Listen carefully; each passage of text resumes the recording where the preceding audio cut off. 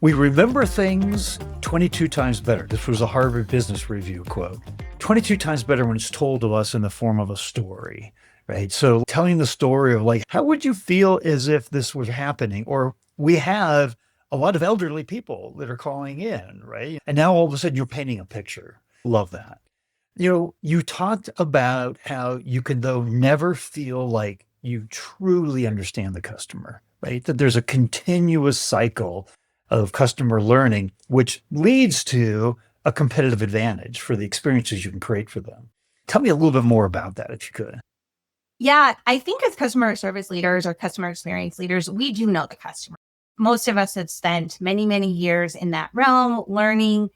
And so you can kind of start to assume, like, oh, I know, right? I know the customer landscape. I know what they want. Like, it's funny. One of the things I hear often now is, well, they're always going to want to talk to somebody, or AI is not going to be able to satisfy that. And that's why I'm always like, now, let's say now, because customers do things so differently today than they did 10 years, 20 years, 30 years, right? Like customer expectations and customer behavior continues to evolve. Like, I mean, 11, 12 years ago, not too many customers were buying a mattress online.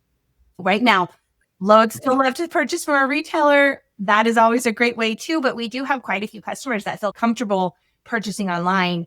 If you'd asked a lot of people 12 years ago, would customers do that? They would have told you no, like, no way, that's never going to happen. So it's really about saying, there's Forrester and Gartner and Furniture Today in my world.